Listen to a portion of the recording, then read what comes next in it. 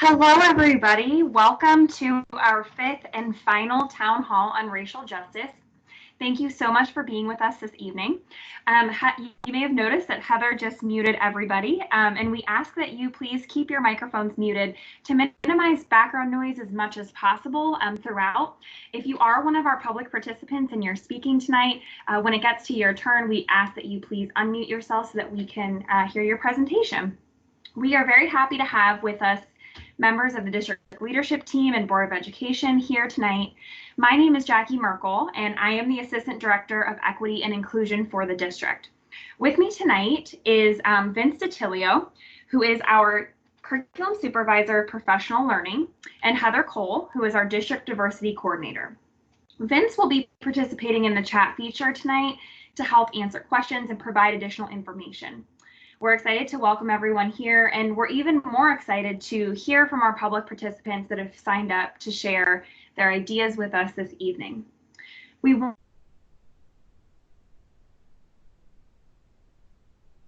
to the equity and inclusion page so that people who are not able to be here tonight can access it. We are Jackie, can you back up just about 10 seconds? I think you went out of yeah, thank you. Yes. So I just wanted to let everyone know we're going to be recording this meeting and posting it to the equity and inclusion page on the website because not everybody was able to get into the town hall because of limited capacity, and we want to make sure that everyone has the opportunity to hear the ideas that are shared.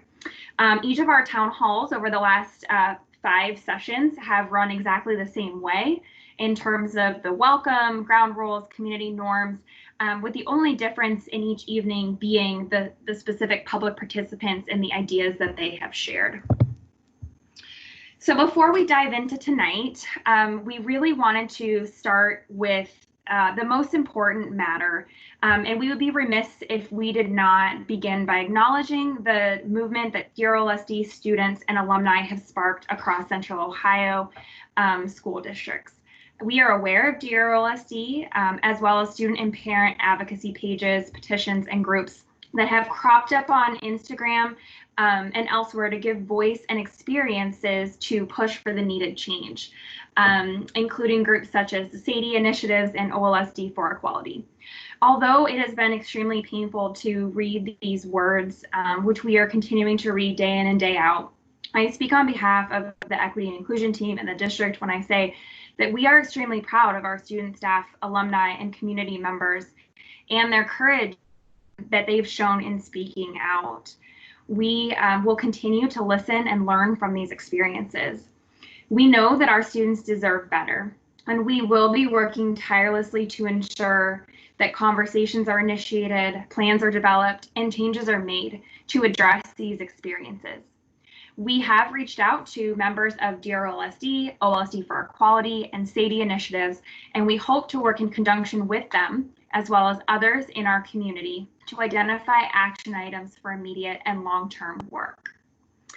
We also wanted to let you know that the district leadership team has approved a full-time teacher on special assignment position with the title of District Diversity Coordinator, exactly like the one that Heather currently holds, except this newly created position will be full-time. We have recently wrapped up the interview process, and we are very proud to announce and welcome Ms. Makila Thomas to our team. The district leadership team and Board of Education has really recognized that the scope of this work is massive, and if we want to see the progress we're truly striving for, that additional resources were needed on the equity and inclusion team. So we are thrilled to add this position and specifically to have Makila. With her support, we will be able to place additional resources behind professional learning, career integration projects, recruitment, hiring, and retention initiatives, as well as expanding community and student collaboration. So before we dive into the specific public participants, we also wanted to take a moment to briefly share with you a couple of specific plans that we have for the upcoming school year that are already in the works. And so we've chosen to highlight 4 of those for you tonight. The first one is about specifically professional development. Typically, during the school year, staff members in our district have the opportunity to engage in professional learning in a variety of formats. Our most common forms of PD include self-selection courses offered for salary advancement and continuous learning credits, building level professional learning opportunities such as book studies and building visits led by the curriculum team, as well as 3 district provided professional learning days throughout the school year. This year, the focus of our district-wide professional learning for 2020 is sense of belonging. And what does that mean? It means that all staff members, certified, classified, and administrative, will be receiving training around topics such as implicit bias, microaggressions, explicit racism, and systemic and individual racism, among other topics. We will focus on language, practices, and age-appropriate ways to teach and lead for anti-racism and ensure that all of our students feel that they belong as a part of our culture here. We want to assure you that this will be a collaborative process, which involves stakeholders at all levels, contributing to the formation and development of these sessions. We encourage you to stay connected to the district communication to learn more about these opportunities. The second commitment this coming school year we wanted to highlight is that we will be ensuring that Black History Month is visible, highlighted, and celebrated in every building across the district. This effort will involve resources for integrating not just the struggles, but the resistance, achievements, and contributions of African Americans. It is also important to us that while we work to ensure this month is expressly dedicated to Black history, that the integration of Black history will not and cannot be relegated to a single month.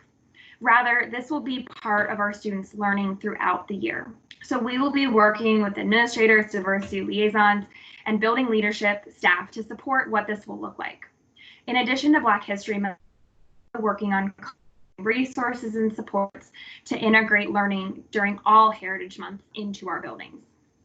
Having said that, the third commitment is that the Equity and Inclusion team will be undertaking a curriculum project where we will be working with teams of teachers at each level and content area to identify entry points for diversity, what's missing in terms of history and representation, where there is fruitful ground for more integration, and what resources we can use to support us with that. This collaborative project will happen over a multi-year period.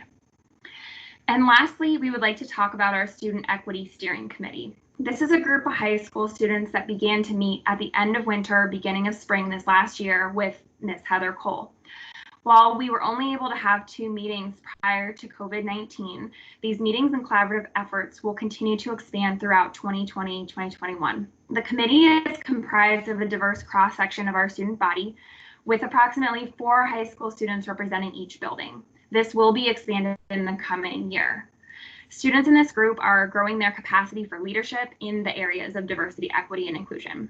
Thus far, we've worked to build culture, strong relationships, and honest respect within the group, but we really see these students as strong leaders and as part of the collaborative planning process, and we will continue to work to empower them as agents of change within our building.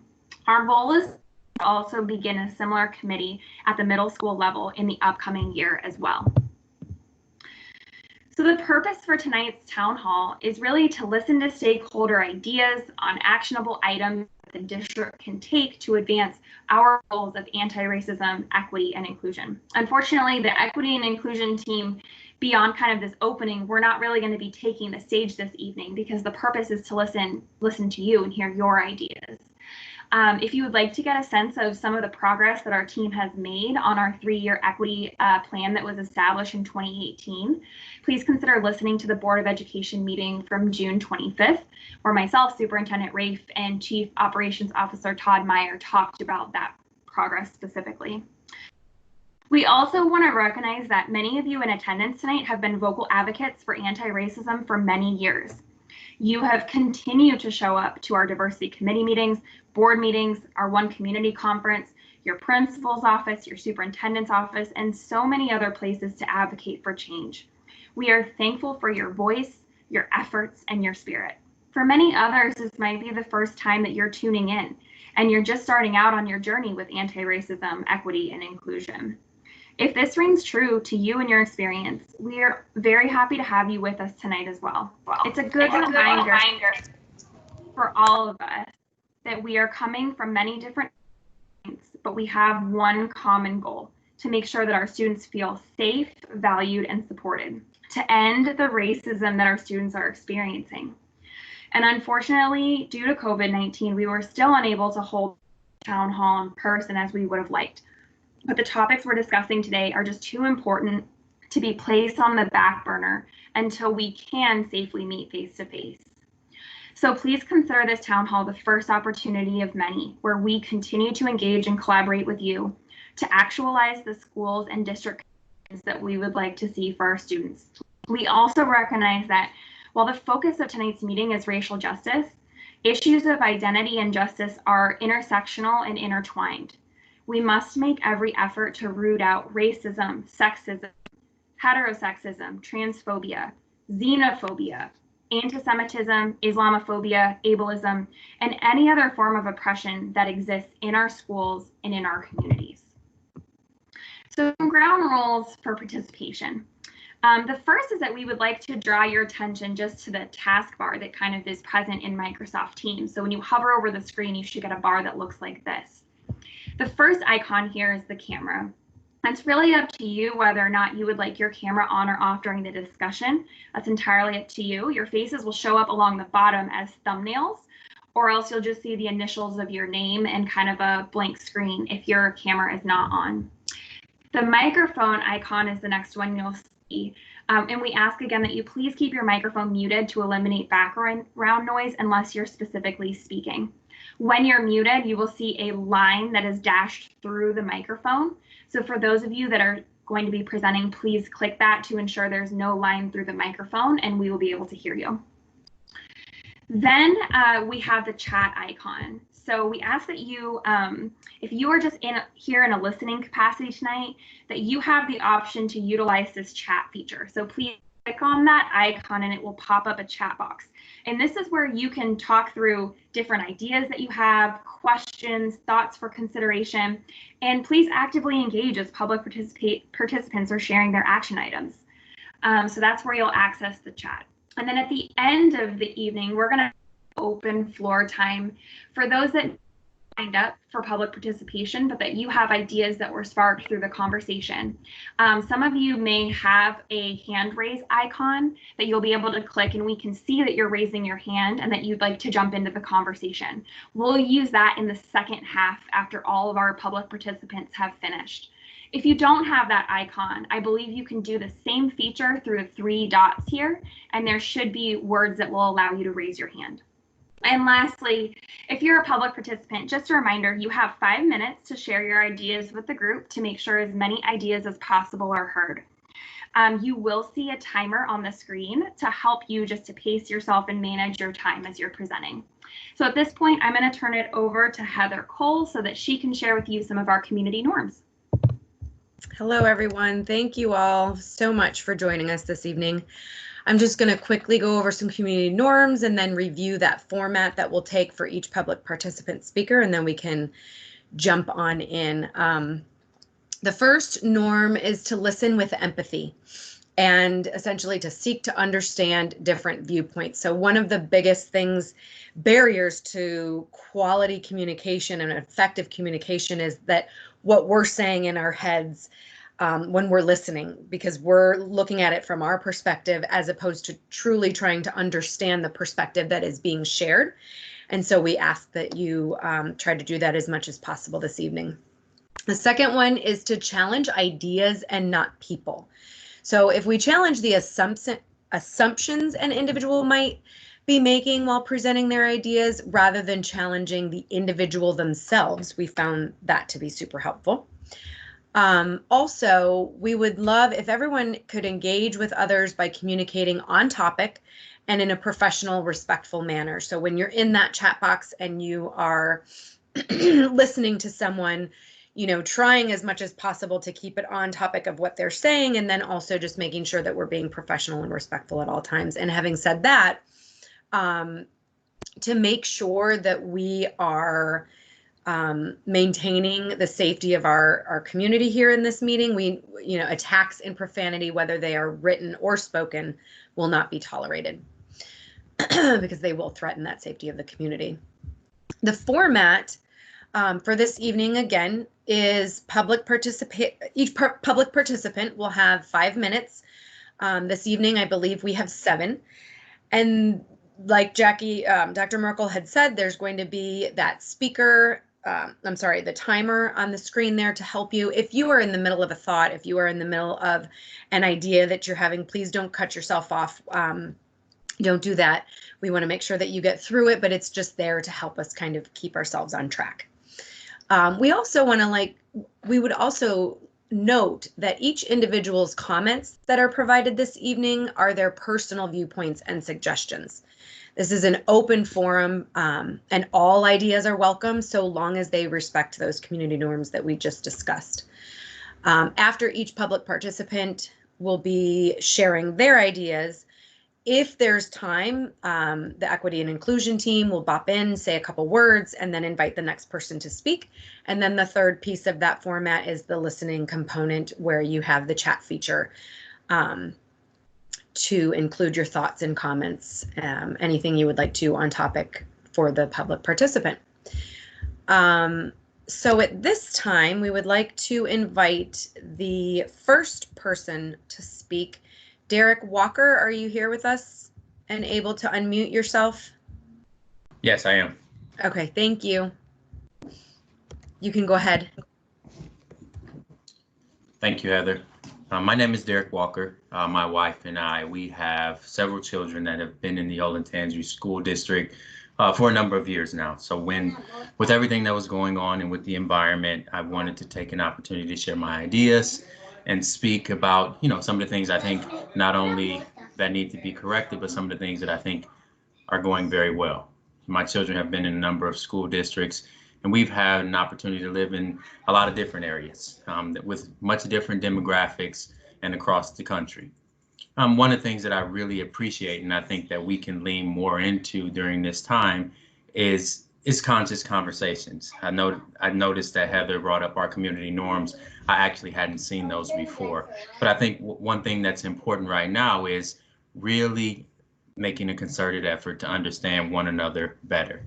And with that being said, I think we can not only provide a platform for children to be educated better in terms of Black History Month and Black history education, but allowing the parents to dive deeper into relationship. I think in times like this, parents have to realize the amount of influence we have over our children. And in doing so, we provide the platform and can inform their thinking. So I think anything we could do that could bring the parents together in some of these conscious conversations where we get an opportunity to dive deeper into one another's ideas and understand a number of perspectives that are within this school district.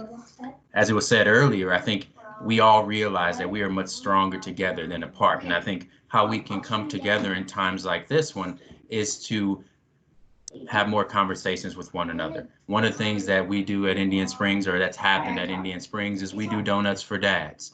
I think this is a great platform that could be used for conscious conversations.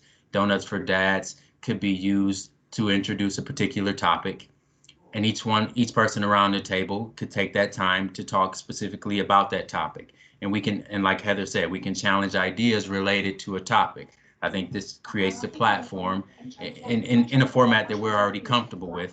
And I think it would create the platform for not only dads, but we can introduce something similar for moms or whoever wants to participate to sit down, not only enjoy donuts, but we can have conversations with one another about pre-scripted topics that really force us into these conversations around diversity and inclusion so that we can seek to understand one another's points of view.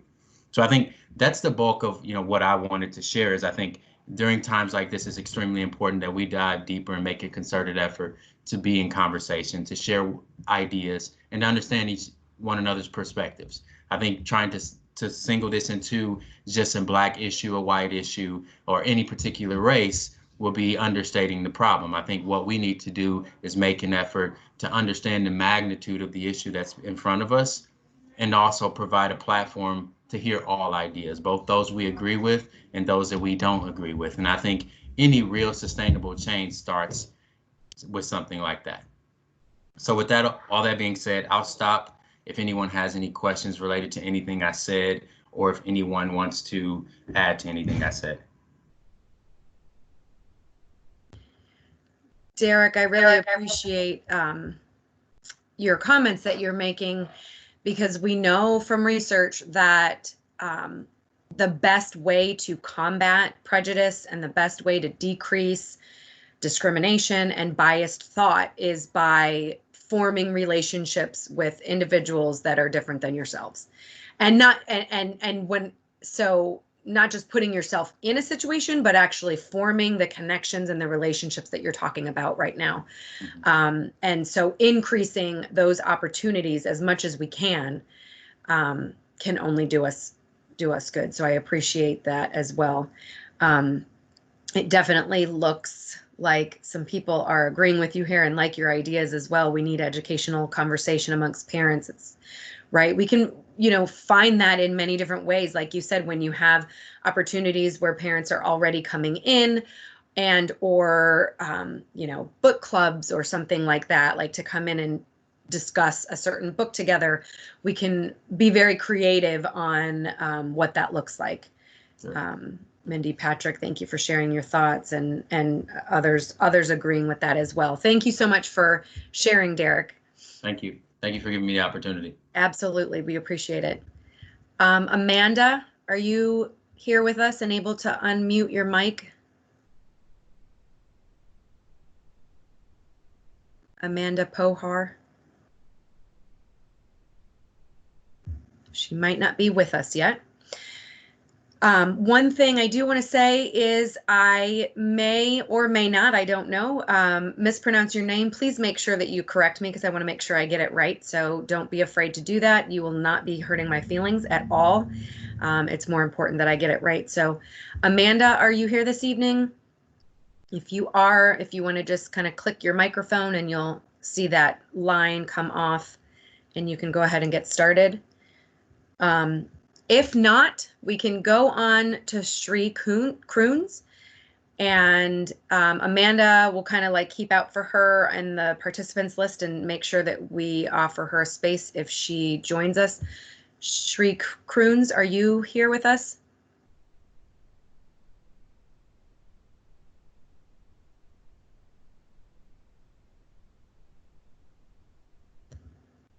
Okay, just give you a second more here. The chance is not over if either one of these individuals joins us later. What about Mark Calhoun, the second?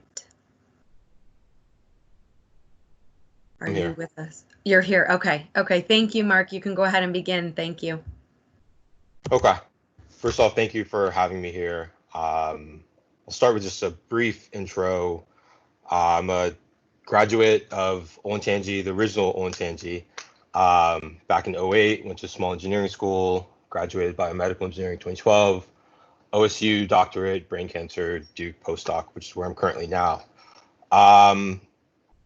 In my experience, changing culture is really difficult. And in general, I like what I've seen from the district, not only what you said just now, but also some of what I've been reading in terms of how the district is going about change and this really deep-rooted slow change. But I have a few additions I'd like to add. One of the first being that I think that when you're going about change in this kind of slower, deep-rooted way, there needs to be some kind of protection for the students that are currently there. And I think that one great way to address that would be some kind of anonymous hotline or text line to where students or potentially even teachers can report these kinds of incidents, whether there's microaggressions or more kind of aggressive situations, where they can come forward and anonymously say like, hey, this is something that happened that wasn't okay, and that something can be done about that. And I think it would be great if the focus there was not directly on punishment up front so much as kind of education. So if a teacher or a student said something, having someone reach out and actually address that student or teacher and try to educate them first, or focus on some kind of mediation before moving forward with some kind of punishment if this ends up being a recurring issue. And I think that having that kind of explicitly spelled out as far as this is what will happen will be really important, because I think it will help to build trust with the students in terms of actually using the system and knowing that something is actually going to come out of it. The second thing I think is again, when you have this kind of slow change and I think it works here, especially because you have just a 4-year turnover where you're bringing in new students. And I think that One important thing is making sure that you educate those students up front when they first come in. So if I remember correctly, there was a freshman year life skills class. I'm not sure how much room there's to mess with that in terms of adding stuff to it, but I think that integrating some kind of sensitivity training or helping those students understand what are microaggressions, why should you not say specific things. You could almost go down the whole Dear OLSD website and grab examples of, okay, these are specific things that like this is something that you shouldn't say or shouldn't do to another student, and also this is why, and educating them up front, kind of a preemptive way, so that everything isn't as reactive. I think would be a really great thing. The last idea that I really want to share is really tied to representation. I think it would be great to have some kind of mentorship program where the students can pick their mentors, because this isn't just about racism or homophobia, xenophobia. I think it'd be great if students could pick their own mentors according to however they represent, whether those are alumni mentors, people around the community, if you want to make this a virtual thing.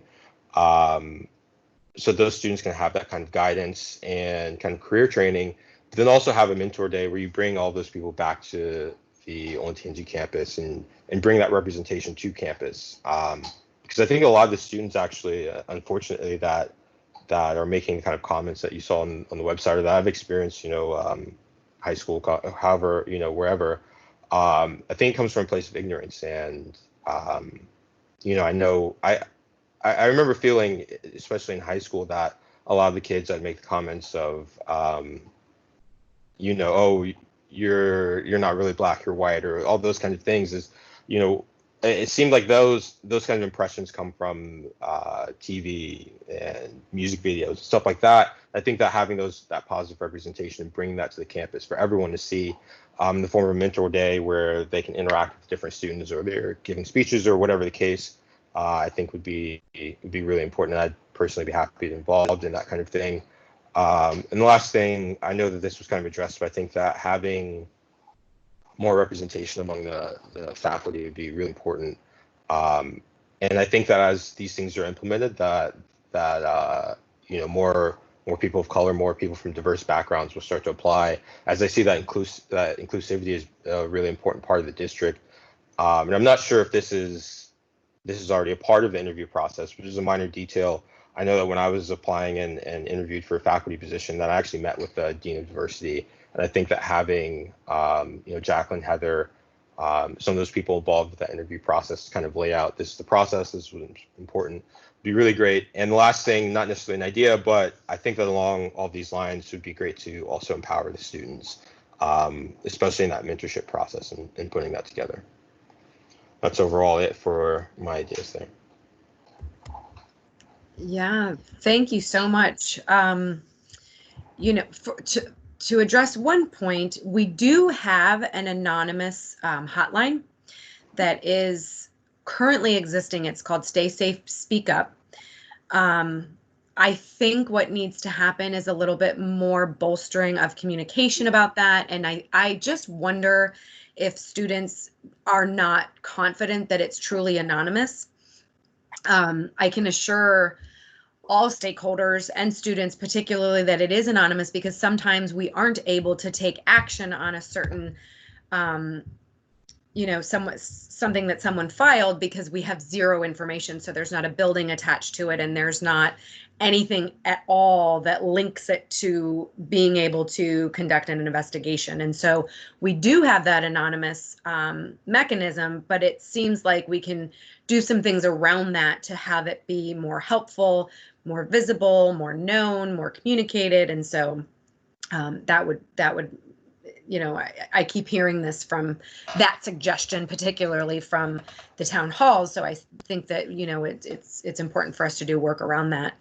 And then two, talking about students and having, that sensitivity training and sort of learning that culture from the beginning and or instituting it along the way wherever we are in the process, is that, the definition of culture is understanding how we do things around here, right? And so we need to make sure that the established culture is known and supported and communicated. And so that's part of the process.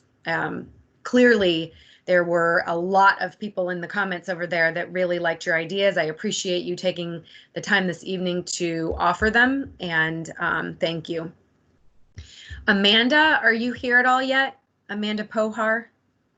I am. Can you hear me? Yes, I can. Okay, I'm so sorry about that. No, not at all.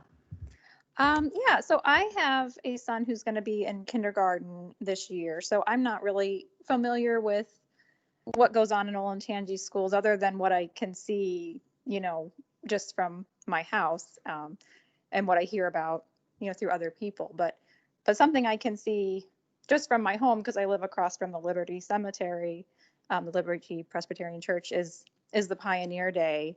And it has always just not sat well with me.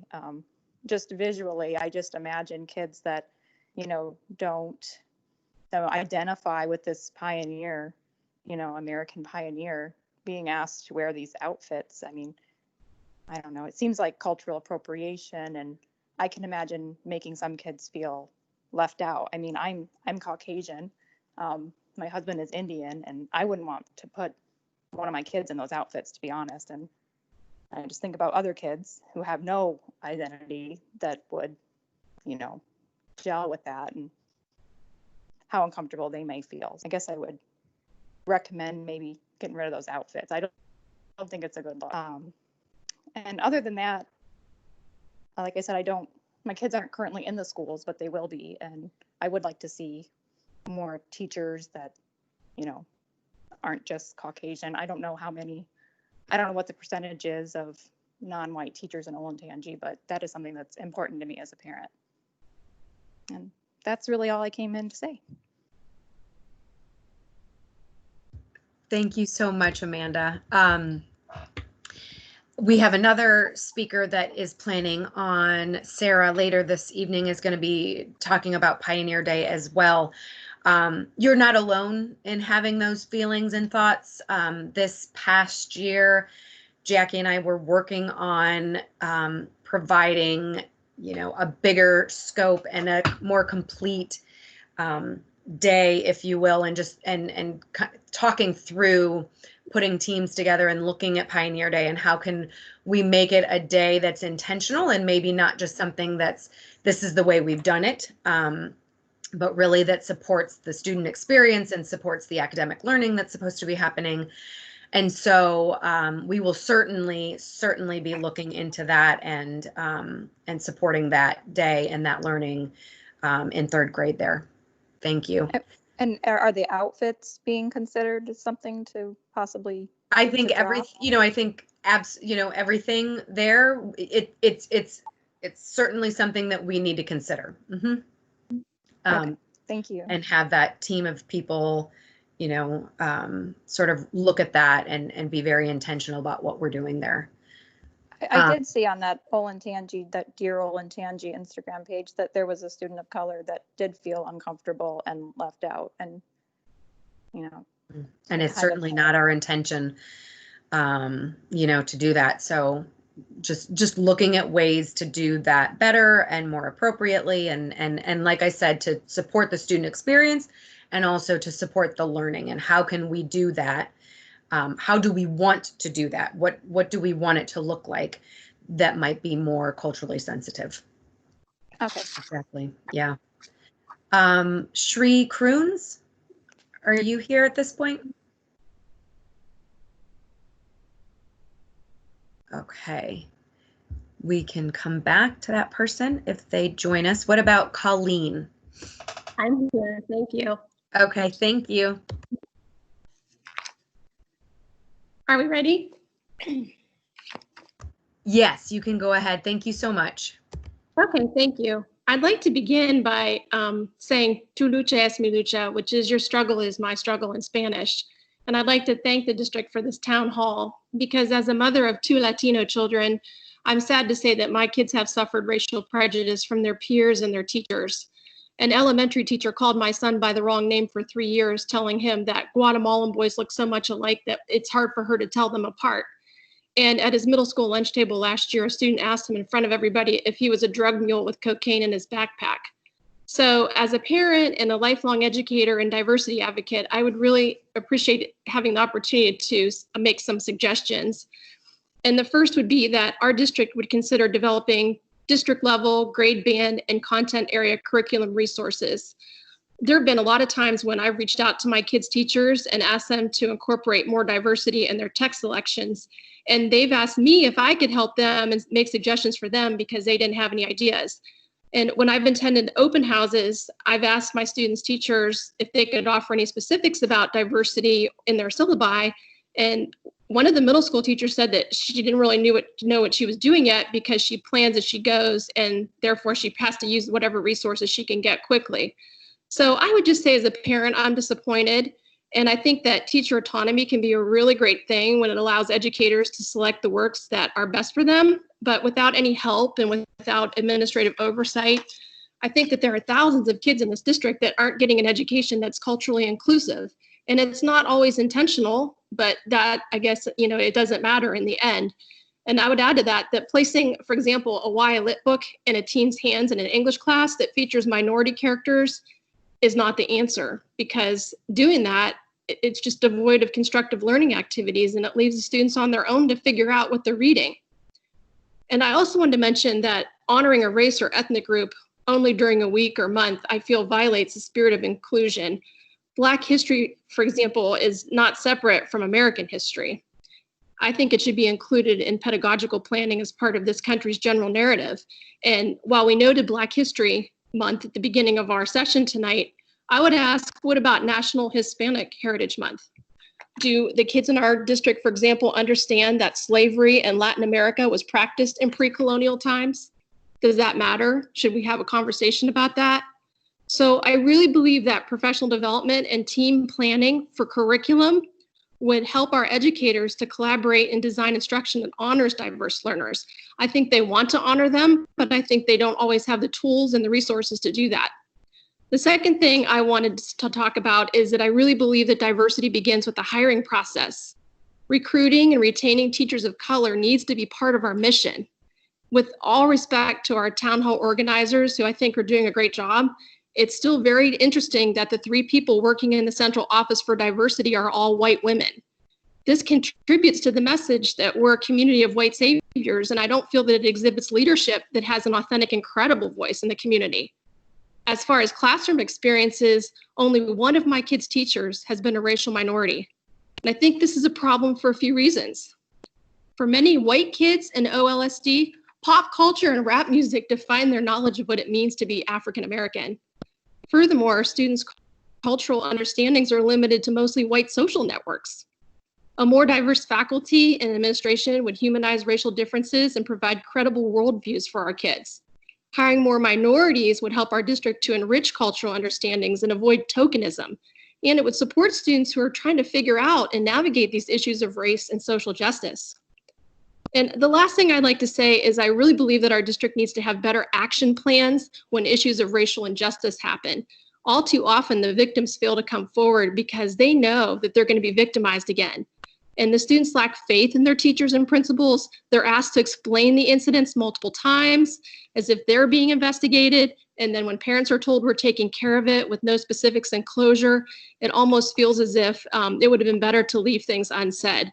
So I would say that from the N-word being used rampantly in the middle and high school hallways to inappropriate comments that are being made during classes, there needs to be an open, systemic response to racial injustice that is consistent and that gives the kids faith. So in closing, I would just like to say to our superintendent, our school board, our administration, our teachers, thank you for all that you are doing. And if you really care about this, the minorities in our district are asking you to take this time and make a difference and prove it. Authentic measures have to be taken to help our kids learn and understand the richness of all of our races and ethnicities and religions. Our students need to be prepared to be global citizens. So please do everything you can to make a difference, and please act now. Thank you so much. Thank you so much, Colleen. If you don't mind, I'm going to take this opportunity and you talk with me here and really sort of like, let's talk through this, because Sure. This has come up a couple times. And so one thing, I guess,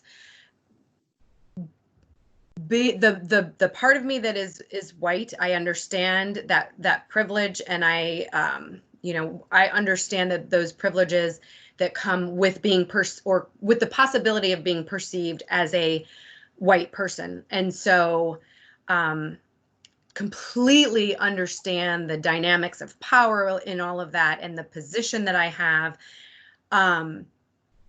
I ask just very kindly and very humbly to not always assume someone's race or ethnicity either, because I know I'm Latina. Shannon is married to a African-American husband and has 2 biracial boys. And although she herself experiences white privilege because of the color of her skin, I mean, she from day until night lives and breathes the anguish of that, supporting her biracial sons and what that's going to look like and how are they going to, live through struggles, throughout their lives. And so I haven't really known how to bring this up lately, because in no way, shape, or form would we ever want to make it feel like it's defensive. But I guess I just ask that we can't assume any, a complete experience either, if that makes sense. Does that? No, I really appreciate you saying that. And I think that it would be really important for all of you to start, I would say, making that known to the district. And again, I am a white woman, but I have a biracial family. So I walk with privilege as well. And I understand exactly what you're saying. I also serve on a state language arts council, and we are in the process of trying to develop diverse resources for the state. And we're working with ODE. And one of our challenges as well is how many voices of color do we have on our committee? And the question remains, if we don't have enough leadership that is diverse, then where are the voices? So I really appreciate you sharing that. And I agree wholeheartedly that it is never right to assume anything. And trust me, I experienced the same assumptions in my own life. So I get it. But I think that our district as a whole is so lacking in minorities. And, it's understandable in the sense that there aren't as many minorities in the workforce and education as there are Caucasians, and it's a bigger challenge. But I think that if you and your group can convey, your diverse needs in family, I think that needs to be better stated on the website. I think it needs to be better promoted by the district, because clearly you guys have your own narratives that are important, and you bring rich stories to the table, but no one really knows or understands that. True. Yes, and fair, because it's not something that we divulge or state next to our names or anything. But yeah, I think it's something that's just interesting, not just in our dynamic and our positions, but just a dynamic across everyone, right? And in our community and our teachers, and so it's just something to think about. However, would I say that there is a level of our organization that does not strongly believe that we need more diversity at all levels of the organization? I mean, we certainly want to bring that to the table and certainly value that, and that is a huge focus. But what we just talked about is also part of that conversation, not exactly knowing until asking or having that connection in the relationship. But I appreciate you letting me bring it up. Thank you. I'm glad to. Yeah. Let me see here. Shri Kroons. Did we get to talk with her? I didn't think so, but I'm going to go on. If she joins us later, we will make sure that we bring her into the fold. Minette Anderson. Hi there, I'm here. Hi, thank you so much. Go ahead and begin. Okay, I tried to time this, so I might go over just a tad. Do not worry. Do not worry. Okay, so my name is Minette Anderson, and I have 2 little boys in our district. At my place of employment, we have 5 major values that we strive to live by. They are integrity, teamwork, excellence, service, and accountability. I'm a people manager at work, and in this role, I constantly come up with ways our team can bring these values off of the paper they're written on and into real life. And this is really hard work, because it's not work that is explicitly quote unquote budget. It's like the intangible Minette, things that are not able to be illustrated through. Minette, am I Sorry, able to on my interrupt? phone right now is talking. I'm sorry. It's a little challenging to hear. I don't know if you can either speak closer to the microphone part or if there's, I'm not sure. And I'm sure we can get the main idea of what you're saying. It's just a little challenging, but. Can you hear me better now? Yes. Okay. That feels, yeah. Thank you. I'm so sorry to interrupt. That's okay. That's okay. So this part of my work is really intangible, trying to make our values come off of the paper. But it doesn't make it any less of a priority or a necessity. Our culture and the way we operate on a daily basis and how we treat ourselves and one another, it matters. It impacts whether or not we're able to reach our full potential in completing the tangible work that's measured and the things that we put in our PowerPoints at the end of the quarter. So bringing our values off of paper and into daily living is what I expect from myself, my family, my team at work, and everyone in our OLSD community. I'm here to participate and help in the process of us making that happen. Just by sharing a few suggestions tonight, and it was really difficult to narrow down to focus on something, but this is where I've landed for tonight. So most of my suggestions are geared somewhat toward OLSD administrators or higher level decision makers, but it's not lost on me that this is an entire community-wide effort and all of us are responsible for it. My first suggestion is that our OLSD administrators and higher level decision makers make a shift. And it sounds like this is in motion. I hope it is. But that we make a shift from what I view as a passive and reactionary approach to our mission, values, and vision and pillars to an approach that's very deliberate and bold and unapologetic. There are people in this community that do not have or show any intent to live by these values, even though they're members of our community and attend or maybe even work at OLSD schools. We can't control their personal choices at home or in their lives outside of school. But when we're in our schools, these are what we have all agreed to live by. And we expect our OLSD administrators and decision makers to be the leaders in making that happen. Our OLSD mission and values and vision and pillars, they're not optional. And I don't think that the activities we put in place to achieve them or live them should be treated as optional or administered in a passive manner.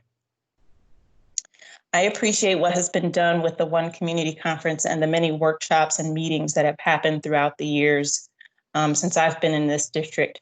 My suggestion for the district is that the content of this conference and all the other activities no longer be something that this community signs up for.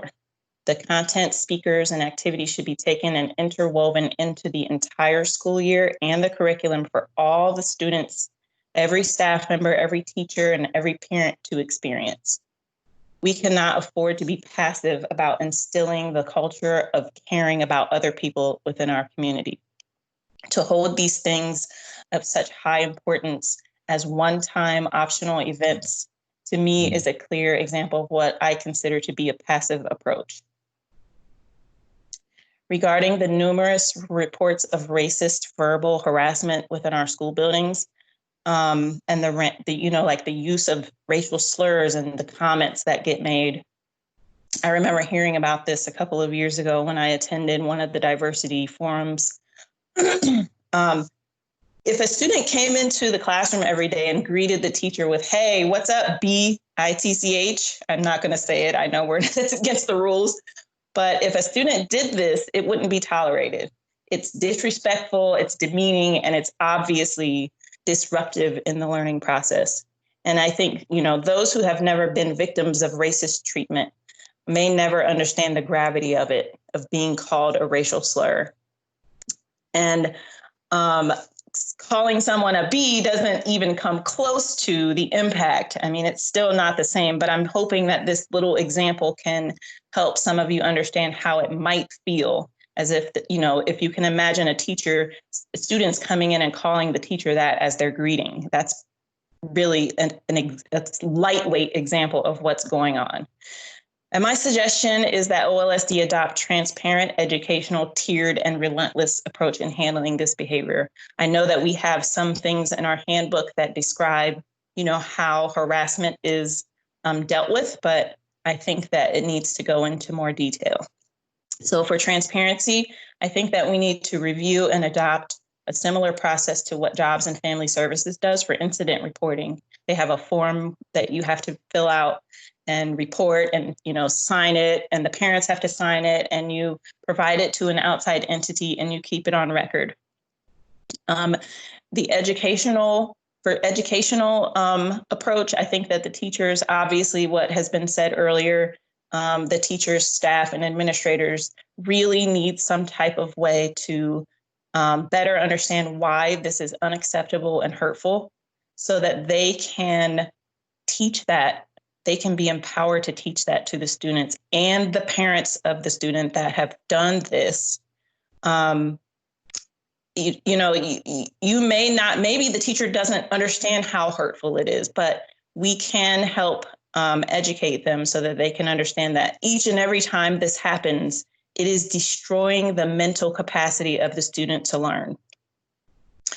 And I like the suggestion earlier about building the personal relationships that Derek mentioned, about having the smaller group discussions. I think that is the kind of thing that I mean when I say educational. And I don't mean like, the classroom teachings where we just talk about inclusion and diversity, because that to me is not as effective as building the relationships so that you actually get ingrained in you the human impact of why these things are hurtful, not just learning it from a book. And a tiered approach, I honestly don't know, because we're not privy to the disciplinary actions that have gone on with each student. But I really think that, if you go back to the transparency bit of this, that there needs to be a tiered approach in what happens with students. Yes, we need to be educating people about why this behavior is not to be tolerated, but we also need to make sure that it's not being repeated by the same person, and that there is a visible tiered disciplinary action. Like, it's been escalated. If the behavior doesn't change, then maybe the person doesn't need to be in the school district anymore. It should eventually get to that and should not show repeated offenses. And then the last thing about it is just being relentless and addressing every single incident. And yes, it's a lot. It's time consuming, it's tiring and everything, but so is being the victim of it. And it's not fair to be in a situation every day when you go to school and have to worry about someone doing this to you all the time. It's just too much for the students to deal with. And I'm really concerned about my kids have not experienced this yet, but obviously there's a great chance that they're going to, and I've already had that conversation with them.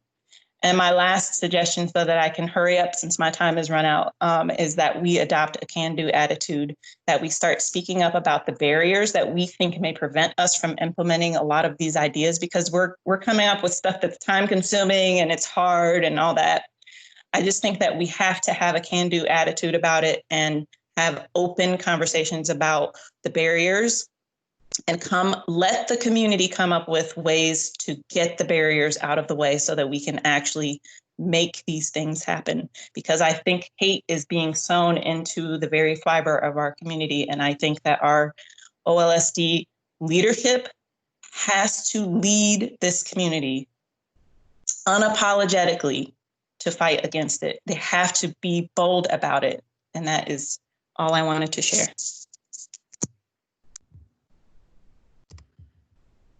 I appreciate that. Thank you so much. I really like how you put together the connection between, I know it's hard when for teachers and in the buildings and seeing it so much, and you have to be relentless, but then pairing that immediately, it is a relentless experience when you're on the receiving end of it, and so our students deserve that from us. And so I appreciate that. Thank you so much. You have a lot in there.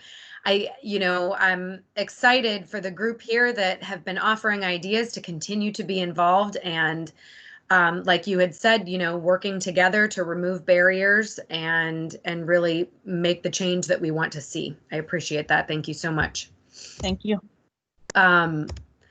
Sarah, I know that you would like to speak, and you're the last planned one, and then we can go into our open portion. I know Ingrid has something to say. If you want to raise your hand, we can start calling on people with their hands raised after Sarah has her comments. Thank you. Sarah?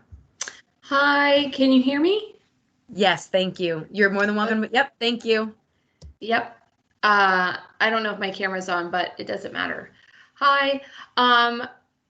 First of all the people that shared, really great. I mean, I feel like the best part is they did a lot of the thoughts that I already had or was thinking about. But the thing I wanted to address about Pioneer Day, I know Amanda had already brought that up, and some people were wondering what Pioneer Day was.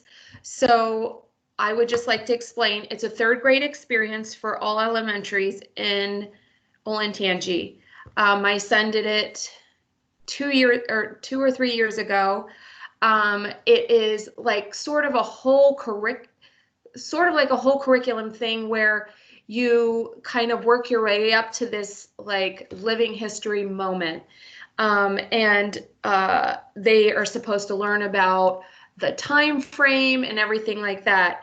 While I didn't notice as a white person the problems with it until a few years ago, when a Black mother explained how it made her feel uncomfortable that her daughter would have to get dressed up. It's just not about the clothes. I think we need to, and I did present this to the Freedom Trail Elementary principal.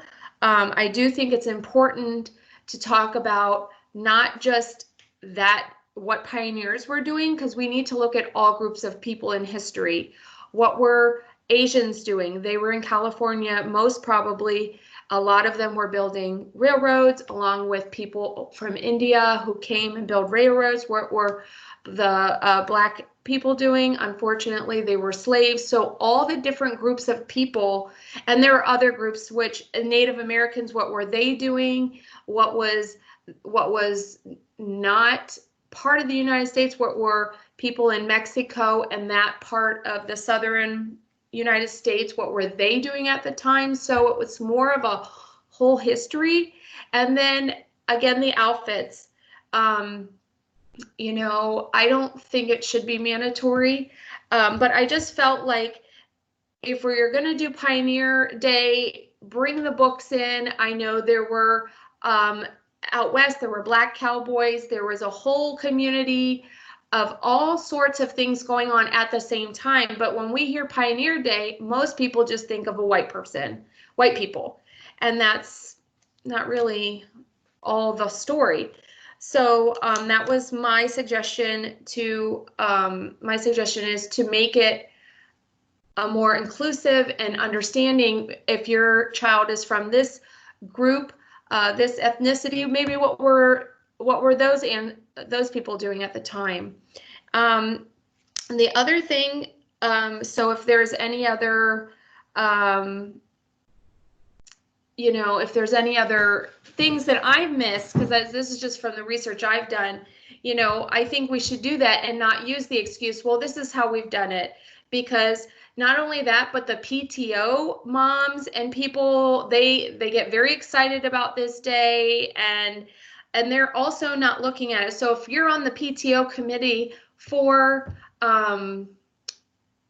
Pioneer Day, oh, I see my time's running out, shoot. For Pioneer Day, the PTO committee needs to be educated. They need to understand too. It's just not like this fun day of dipping candles and making bread and all that kind of stuff, which is, I think, a really cool thing to learn, but you have to understand what's behind it. The other thing is kind of just piggybacking on Derek Walker's suggestion. I would be a parent volunteer. I would love to be in this school and have like a coffee chat. We can call it something really cool, but maybe each month we go through and have a topic, like maybe it's just on, this is what Asian cultures do this month, or this is what, not just cultures, but all sorts of topics, or even have a Q&A session where there's some misunderstanding. But I just, because we have so many diverse cultures in our school district, you know, or we just have a Q&A session and meet each other, because as Minette said, it has to be a human experience in order for minds to change. It has to be meeting people face to face and talking with them to really make their minds change, or at least expand. And I know, I feel like when you meet somebody, you know, you meet somebody and you understand their story, you're more apt to listen rather than make quick judgments. So I hope all that makes sense, but that's what I tried to. I felt nervous by the timer, sorry. No, sorry about that. And I hope No, it's fine. it doesn't do that to everybody. It's just a gauge, but No, I know, that's just me. yeah, no, but we have appreciated the feedback. Sarah has provided the feedback about Pioneer Day for quite some time now, and have appreciated your thoughts and ideas. And, you know, and so that's the thing, is just welcoming different perspectives so that we can improve our students' experience. That's what this is about. And really just joining stakeholders to make sure that that happens. So we appreciate your ideas there. And also Sarah does a good amount of work with community members right by her, and really sort of answering questions. And she's got a really good way of connecting community members to the schools. And so I think you would be a great person to, you know, when we look at building parental opportunity for relationships and for, you know, just different experiences, I'd love to get your opinions, as well as Derek, how you said, you know, piggybacked off his idea as well. Thank you so much, Sarah. Ingrid was the first speaker. Then we had Derek. He had his, I'm sorry, Ingrid had her hand up first, and then we had Derek, and then there's Conrad. So I'm going to just kind of put those three in the order that we will be in, and then we can go from there. Ingrid, are you with us still? Ingrid Schmidt. Can you hear me?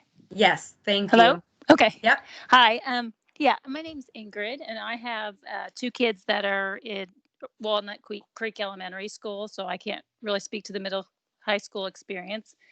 My kids are biracial, and I come from, my mom's an immigrant. So, but just one thought that I had, and it's just more of an idea, and I haven't done any of these types of things before, but in listening to some of the other comments, you know, we talk about also teaching sensitivity and all these things, but I think a couple of other people have said experience is, you know, quite an important thing. And when we're talking about our kids and our little ones, you know, we as adults have all this experience, and we're teaching our kids, but I think kids are amazing and resilient, and we all do, and they can teach us so much. And one thought I had was, and maybe some of the stuff is already being done, but on the note of maybe field trips, community service, pen pals, we talk a lot about what we're going to bring to Olentangy schools, and we're kind of, you know, a privileged school system up here. But my thought is, let's take Olentangy schools and our kids out to other schools and communities that don't have what we have.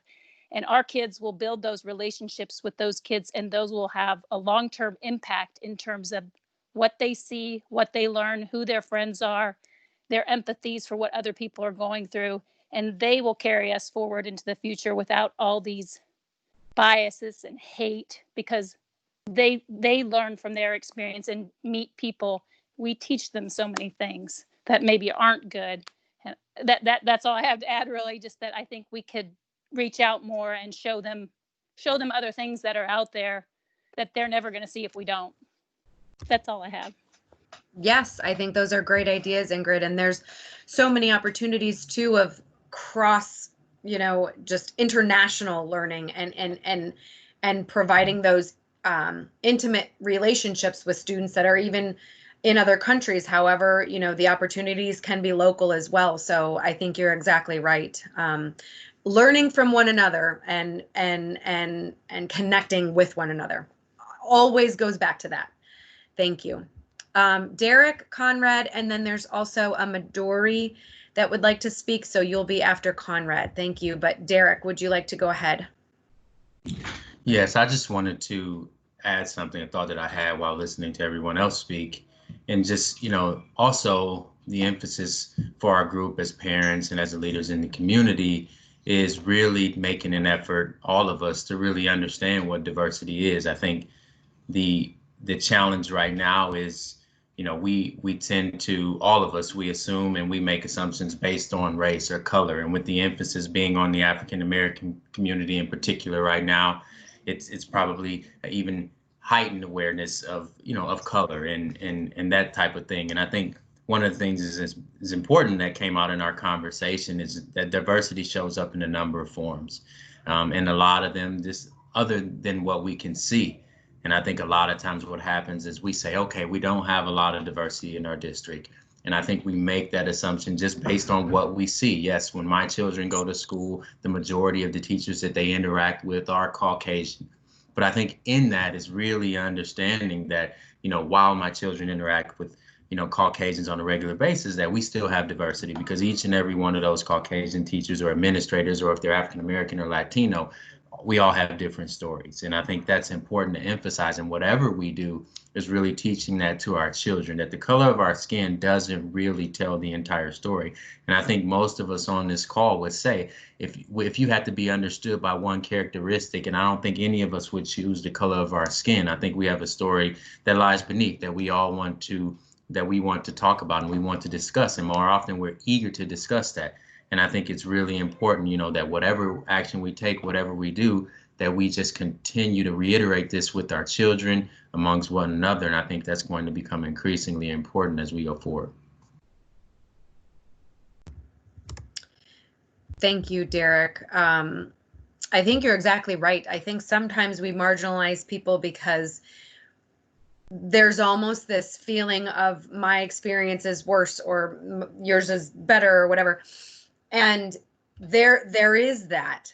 However, to bring everybody into the fold, we do need to listen to what they have experienced, not assume an experience of anyone because of what they look like, and instead ask, and so the diversity that shows up when you do ask those questions further, that's where the fruitful conversation can come from. And so I appreciate you bringing that point up. Conrad, are you here? Conrad, Midori, and then Maggie and Vasant and Colleen. Conrad, are you still with us? You had your hand up. Okay, yes, thank you. Thank you. Go ahead. I just want to say once again, thank you guys for putting this together. I think it's very important, as a community, that we understand how important diversity is needed in this environment. And I want to first start by saying, I grew up in Worthington. Being a Black guy, dealing with a lot of unfortunate racial issues growing up. So I understood when I had my two girls going to school now, they'll be in third grade. They've dealt with some sort of racist comments, whether it be kids want to play with their hair or make comments about their skin, things like that. And, as a parent, it's very disheartening to hear that kind of stuff, because obviously, those kind of comments and questions can lead to, situations where they feel uncomfortable and, kind of shut down. So, I understand, being in this district and, the changes that we're looking to make and positive steps is so key. And like I think we've all touched base about the same kind of point. We see the improvement, we see the hunger out there, especially within the district, to make these changes. I'll still, take homage in looking at when we went to the Black Lives Matter rally, gathered by the Olentangy students. I was just taken back, because I was just honestly, to be honest with you, shocked at how much support's there. Not to say that I thought that people wouldn't be doing that, but you can tell there's a hunger for people to be better, to do better around here. And so I wanted to say that, I see steps, always improvement. I think conversations need to be had, and I think we can all grow and be better, not only as parents, but teachers and in the community itself. I think having open forums, and there have been a lot of great ideas that people have talked about here, whether it be like some anonymous line or anything like that. But I think the biggest thing we need to always stress is, to be open, feel comfortable. We know that a lot of this stuff starts at home, decisions are made, influence and things like that. But I think as a community, we can stand up to certain things. We can be able to bridge better gaps, but we can also look past things and be able to grow and be able to see that we all have different experiences, different visions, different things that we want to do. I definitely think, the hunger to have diversity, staff and people of, various backgrounds to be in the school district, to be able to help. And we understand the challenges that might present to be able to get some people like that in. But I also think that we have opportunities to be able to work, to be able to have, whether it be guest speakers. I mean, Derek seemed like a great example, and even Mark, and just anybody who spoke in the public here, who have, success stories and tell about their visions or how they grew up and who have been through this district. And I just think that overall, we will be better. I think, we have time, especially with things going on the way they are right now and the environment we've been in, we can definitely grow with the district. We can definitely grow within our peers. And hopefully, going forward, that these kind of discussions are not just one-offs because of events that happened, the things that got triggered, but these are conversations that need to be held daily so that we can instill in these young generations that, being diverse and having different thoughts and visions is a welcome opportunity, not something that excludes you and things like that. So, but once again, I want to say thank you guys for, obviously, putting these things together. I think it's important to hear from the community, their thoughts, and obviously look forward to the, steps that we take going in future of this district. So thank you very much. Thank you so much. I think you're exactly right as far as, I think in general, not just locally, but just nationally and globally, we're in that, there's so many people in that space where they want to do better and learning and reading and talking with each other and having those important, hard conversations. And it all comes down to that mindset. If you have the mindset that I want to learn from others, I want to gain different perspectives, I want to truly understand where another is coming from, and sort of just let down those barriers, I think that is what's going to get us to where we need to be. And it truly is, it rests in that mindset. So the more that we have coming to the table like that, it's just, it's a more inspirational future for sure for our district and globally, to be quite honest. Midori, are you here? I know that you had Yes, I am. Okay. Heather. Thank you. Hi, just to I think just to talk on what's already been spoken about, my experiences. My son goes to Cheshire Elementary, and he had this experience, and I belong to Indian community, and basically he had this experience in the first grade where a little girl told him, "I don't like you because of your skin color." And the teachers did step in immediately, and they basically asked the little girl to apologize, and she even wrote a apology letter to him. But at the same time, see, this starts, I believe, it more starts at home. Instead of letting our kids know that, it's, oh, I'm going to send you to school and let the teachers deal with you. I think we should also educate the parents, when we hold these cultural nights, cultural groups, just don't let them just come and just be all about food. I understand that food is important, they just want to come in, but I would appreciate if any of the teachers who is organizing this cultural nights to step in and at least give a little speech so that the parents can carry it back to home and let the teach the kids about how it's important to respect one another as human being rather than just seeing by the skin color or any of those things. And basically telling them rather than being oh, I need to see A's on your report cards, I want to be a doctor, a lawyer, all that is great, but I think the first thing we need to tell them is to be kind and be a human being foremost. Then comes the career.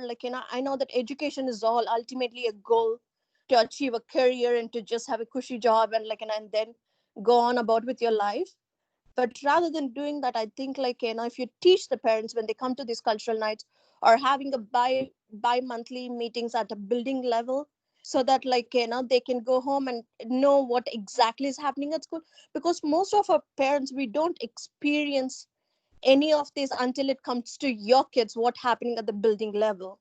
Because we are not told, okay, these many kids were reprimanded for talking racial slurs or whatever it is, until it comes to yours. Okay, so when they tell us those being transparent in letting us know what's happening will help parents to go home and reiterate with their kids that it's not okay for them to treat their fellow beings as something less than.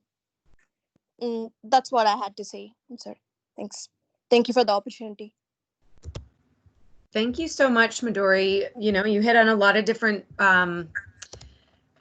topics. So just transparency and communication, and also this craving of we don't want to simply celebrate culture by its most prominent factors. So our dress and our food and our music and that very tip of the iceberg, but really where people are different and where it gets so complex are the nuances of culture that we don't even think about when we don't have to, unless we have to, or unless we put ourselves in different experiences to learn about others. And so, I like that to go deeper than maybe, that we have, or just seeing opportunities in which to do so. Thank you so much for offering those comments. Maggie, are you still here with us? Hi, can you hear me? Yep. Thank you.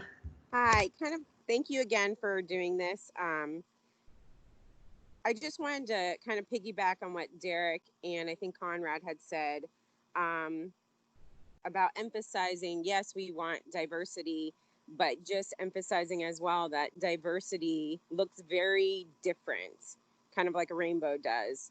I'm Puerto Rican. My husband is Caucasian. Our kids are biracial. Our two children don't look anything alike. And they understand that diversity and ethnicity and race is a kaleidoscope, where kids their age, they're in first and second grade, don't really comprehend that because people have been put in boxes. Like my son is considered Puerto Rican because he's brown, but there's no way my daughter could be because she is fair skin and light brown hair.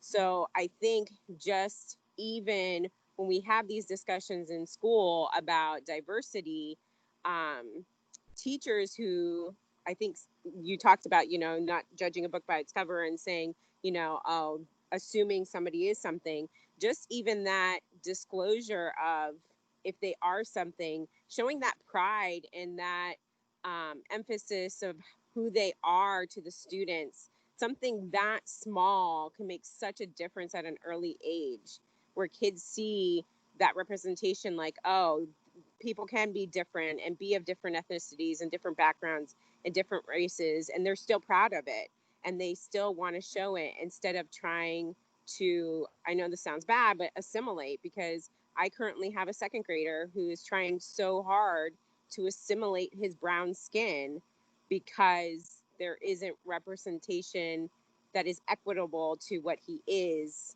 at an adult level. And although we can perpetuate that here, he spends a lot of time at school, and that can influence a lot of what he sees. So just that emphasis that diversity is exactly what the word is, diverse and different and beautiful in every way, shape, and form.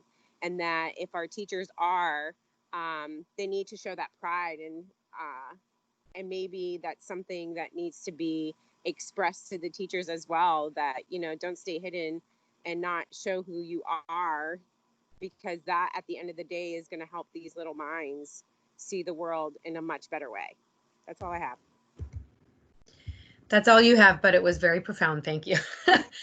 No, I think that there's a crux there in that so many, our young people, the way that others see them and view them dictates their identity development, and it's crushing. It's not the way they should be seeing themselves as beautifully complex, intersectional, diverse people, and the pride they should be having. But it's these assumptions and stereotypes based on outward opinion that dictate their identity development. And so being explicit about that and giving kids language to be authentically curious about someone and their cultural background or their, just different aspects of their presenting identity. I think it's important. Yeah. So thank you so much. I think at this time we are going to take one more speaker, and that would be Vasant, and then I'll close up the evening with just some final quick thoughts. Vasant, are you still with us? Hi, Yes. can you hear me? Hi. Yes. Hey, this Thank is you. Vasant here. I think I'd like to kind of extend the thoughts that Madhuri already mentioned. So the basics of the kids, right? I mean, by reading all those comments about how other kids are getting racially abused and bad intentions and other things, that kind of indicates that some of the kids are, I don't want to kind of point out all the kids, right? I mean, there are many kids who, I do have a kid, boys going to the Berkshire Middle School. And they, to be frank, I kind of prodded them and asked them, hey, have you guys got racially commented on, or did they have any problem? I mean, they always used to tell me that they never had any issues. So I think they had a good time. I mean, that's it. But by reading all the comments, it's a kind of a scary situation, right, for a lot of kids. So that kind of indicates like basically the intention of the other kids, right? I mean, hey, I'm better than you, or have an arrogant attitude and things like that. I think those kind of things, how to get away with that? I mean, should a punishment be there, or that kind of, there are many ways, right, where how you can correct it. Maybe the teachers needs to stand up and say, hey, don't do that, right? I mean, in many cases they do that. And also, my idea was to kind of promote cultural activities, like Pioneer Day is one of them, that's for me, I think it's a good thing that there is a day allocated like that. But I would recommend, we also mix other culture as well. Each culture or each culture should bring their own things to the table. Maybe a music, right? They can people can bring the Indian dance, or music presentation, or food ideas. The Black people can do that as well, and Latinos. So that we can have one day that to Chinese people, right, and have that kind of cultural activity, so that kind of broadens the kids' mind to understand, hey, there are different things there. And also have some basic respect, right? As parents, we should teach them, respect all the cultures, right? And they should. It all starts with in the family, in the home, and that's critical as well. So those are my thoughts there. Thank you so much, Vasant, for closing us out. I think you're right. Just having those opportunities to learn from one another and share different things, and you're suggesting, music or food, but then also, like Madhuri has said, is going beyond that and interspersing really good, strong, prompt questions that maybe small groups can talk about at that function or event that's happening, to be able to talk and connect and really deepen those relationships. So the combination of everyone's suggestions here tonight are fantastic. I know I really enjoyed it. I appreciate it. Thank you so much. At this time, I'm going to just close us out. We have just a couple things that we wanted to share. This is our final town hall for this series, if you will, or this round. We will be putting all of these ideas together and moving on from there, but this is certainly not the last point that we will be asking you. It is just a starting point for ongoing discussion and involvement and engagement. And like I said, we'll be working on developing a plan of action for 2020 and beyond based on all of the opportunities for community feedback throughout this summer and well into the school year. We are going to continue reaching out to Dear OLSD. We are meeting with Olentangy Students for Equality as well as the Sadie group later this week. There's parent groups we know. We have had community group meetings as well. They've all been fantastic conversations, really and truly exchanging ideas and fine-tuning how this can look like, what this will look like moving forward. As typical of a diversity committee meeting, we'll be providing the collected ideas that were shared tonight with Superintendent Mark Rafe for ongoing dialogue and future implementation. But we certainly want to make sure that you know about ways to stay involved as well. The Diversity Committee has been around since 2010. At the moment, there are about 117 people on the email list. We get approximately anywhere from 10 people to 30 on an average. Our most highly attended was over 100. When you look into the diversity committee, it's not something that's like, what is the time commitment? You simply get those updates, you get the opportunities, and you have the option to attend the meetings. And so that's what that looks like. If you are interested in that, you can reach out to me directly. My email is Heather_Cole, COLE @olsd.us if you would like to join that listserv. And then we also just encourage you to keep doing what you're doing, is collaborating with others and learning. And so we hope, it is our very great hope, that the Juneteenth calendar and resource list has provided you with some opportunities to do that, whether you were able to just pick a few or whether you were able to do something once a day. But we hope that that's something that has been beneficial for you. And then lastly, our emails will be on the ending slide. Should anybody need to reach out, to simply stay in contact that way. Maybe talking in front of people or even putting it on a chat is not your deal, and so you would rather have that individual conversation, please reach out through email. If it's a one-on-one virtual meeting that you would like as a follow-up, or a face-to-face meeting, we are always open to that.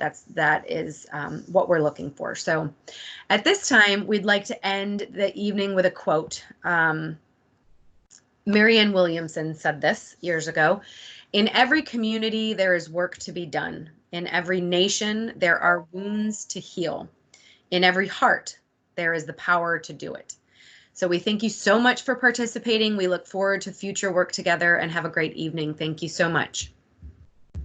Bye-bye.